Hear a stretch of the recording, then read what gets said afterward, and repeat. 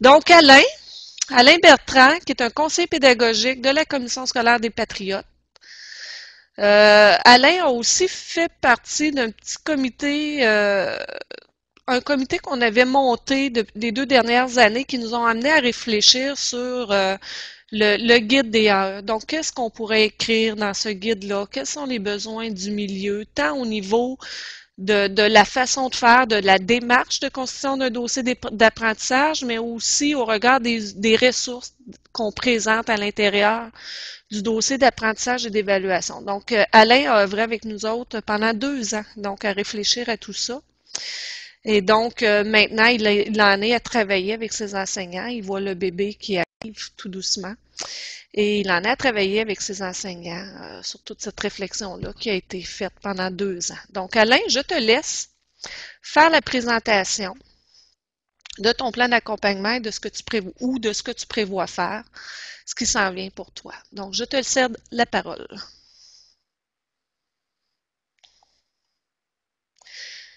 Là, je ne sais pas si ton micro est activé, Alain. On ne t'entend pas. Est-ce que vous m'entendez maintenant? Ah, là, oui. OK. Bon, bonjour tout le monde. Oui, effectivement, c'est un peu gênant de voir devant son appareil comme ça. Vous me pensez qu'il y a 27 personnes qui nous regardent. Donc, je vais vous raconter un peu qu'est-ce qu'on a fait ici au Patriote. C'est un petit peu. Je trouve ça intéressant d'entendre ce que Sylvain en avait à nous raconter. Ça va compléter un peu, en fait, les choses on a commencé à amorcer ici. Il y a 2 ans, des collègues et moi, on avait déjà au départ commencé à s'interroger au niveau de la gestion de classe en PPO. C'était une des demandes des enseignants. Et on a regroupé différents conseillers pédagogiques, différents enseignants de différents programmes, un comité de travail qui se questionnait ou qui s'interrogeait dans le fond sur la gestion de classe dans des classes différentes, si on veut. Et ça permettait d'échanger sur les différents moyens différenciés, dans le fond, la gestion à l'intérieur d'une classe en fonction de chacune des personnalités des enseignants. Et c'est un comité de travail qu'on s'était rencontré environ 4 fois durant cette année-là. Puis on était arrivé à faire, dans le fond, une communauté avec la communauté de la GRIX pour les enseignants qui permettait dans le fond, d'aller voir un peu tous les éléments qui touchent à la gestion de classe dans des classes différentes pour le PPO. Parallèlement, je travaillais avec l'équipe à Magog et à Sherbrooke sur le DAE, puis je m'intéressais beaucoup sur le processus d'apprentissage et le lien qu'il y avait avec les programmes. Et donc c'est pour ça que j'ai parlé du groupe de gestion. Il y a une des enseignantes PPO là-dedans que je suis allé cogner à sa porte, puis je lui ai demandé si ça l'intéressait de voir un peu comment le processus pourrait peut-être lui permettre de réfléchir à sa gestion de classe. Et suite à ça, en présentant le SPER, donc le processus avec les 4 étapes, on s'est rendu compte rapidement que les 4 étapes permettaient à Julie de l'aider au niveau de la gestion de classe, au niveau des différentes gestions des étapes dans lesquelles les élèves se retrouvaient à faire leur démarche. Fait que tout au long de l'année, elle organisait, avec le portfolio qu'elle avait déjà en place, l'arrimage avec le SPER. Cette année, ce que j'ai tenté de faire, donc il y a beaucoup de nouveaux enseignants. Moi, j'ai pas le dossier PPO, j'ai le dossier Explo et sensibilisation à l'entrepreneuriat, mais je travaille aussi dans une école d'élèves pré-DEP où les 3 programmes sont offerts. Donc, j'accompagne les enseignants, les 6 nouveaux enseignants avec les 3 disciplines. Donc, ce qu'on a tenté de faire, c'est, en présentant les cadres au début de l'année, au mois d'août, j'ai présenté aussi le SPER, le processus, et j'essaie d'intégrer tranquillement toute la notion d'arrimage entre les cadres, le SPER, et de voir ensemble que tout le processus comme tel a un sens et que les traces qu'on va accumuler vont avoir un lien aussi avec chacune de ces étapes-là.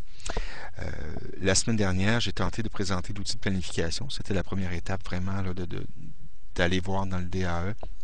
Et j'ai présenté l'outil de planification pour leur permettre de de voir comment on pourrait s'interroger justement sur les traces, puis dire, bon, avec le bulletin qui s'en vient, comment on pourrait mieux arrimer nos éléments d'observation. Et donc, c'était bien reçu. Les quelques enseignants qui étaient présents à la rencontre ont été très contents. J'ai 3 autres enseignants qui ont à voir l'outil. Je vais leur présenter la semaine prochaine.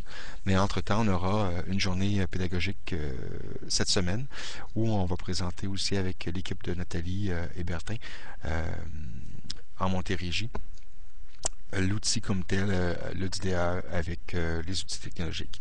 Donc nous, ce qu'on veut faire aussi à la commission scolaire, donc le plan d'action, c'est de, bon, j'accompagne cette équipe-là d'enseignants-là à toutes les 2 semaines.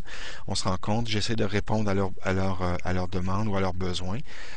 Souvent, on est dans la poutine régulière et j'essaie de ramener ça sur la structure. Les dernières rencontres ont été amenées beaucoup plus au niveau de, oui, quelles sont les traces, quels sont les outils qui pourraient nous aider à vérifier. Donc, je pense que quand j'ai entendu Sylvaine tantôt, les listes de vérification vont nous aider. Je pense que ça va être la prochaine étape.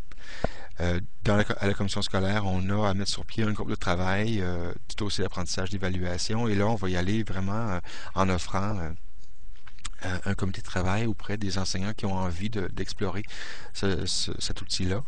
Et on espère aller chercher sur les 14 enseignants qu'on a à la commission scolaire, peut-être 5 ou 6 enseignants qui seraient intéressés à essayer l'outil. J'ai réussi à dégager des sommes pour 4 demi-journées de rencontre, en espérant d'aller chercher une demi-journée en pédagogique et peut-être une autre journée de libération d'école. Donc, pour pouvoir arriver à faire des rencontres et des suivis par rapport à ça. C'est un peu ce qu'on est en train de faire ici. Ça ressemble un peu à ça. Je ne sais pas si ça répond à la demande ou si ça peut vous être utile. Alain, Oui. est-ce que entre ces rencontres-là, est-ce que tu as prévu quelque chose, un outil pour répondre à leurs questions, pour diffuser de l'information à tes enseignants? Comment tu comptes les rejoindre entre chacune de ces rencontres-là? Je te pose la question parce que je sais que tu as déjà quelque chose en branle. Oui, là, on est en train de monter un blog de la commission scolaire pour le domaine du développement professionnel. Donc, je vais m'en servir pour rejoindre mon groupe d'enseignants qui sont à l'école, dont je vous ai parlé tantôt, et il va servir aussi pour les enseignants qui vont participer au projet de comité de travail. Donc, en espérant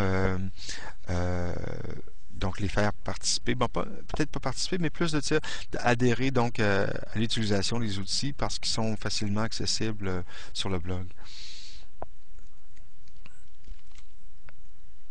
Là, soit la journée pédagogique. Si j'essaie juste de résumer, tu avais un comité de travail l'an dernier qui s'arrêtait sur des particularités de gestion au sein de classes, de programmes d'études qui demandaient une gestion particulière. Donc, à ta commission scolaire, vous aviez monté déjà un comité avec des enseignants, puis vous vous intéressez sur l'objet de la gestion en classe pour des programmes qui demandent une gestion particulière. Vous reproduisez cette année, tu as fait le choix de reproduire ce type de comité-là et en fait, la formule du comité, de te l'approprier pour le DAE et tu reproduis un petit peu le modèle aussi qu'on vous propose, notre modèle d'accompagnement sur toute une année. Ça, c'est ce que j'ai compris de ton intervention aussi. Et à ça est associé aussi tout la journée pédagogique de la Montérégie et à travers donc de chacune de ces interventions-là, soit la journée pédagogique de la Montérégie ou soit par le biais de ton comité, tu comptes présenter différentes ressources. À travers ça, tu es en train de monter un blog pour soutenir de façon ponctuelle tes enseignants entre chacun de ces rendez-vous-là. Je pense, est-ce que ça fait le tour un petit peu comme résumé de ce que tu nous as présenté, Alain? Excellent. Oui, c'est très bon. Merci. Donc, je te remercie énormément, Alain, de ta générosité.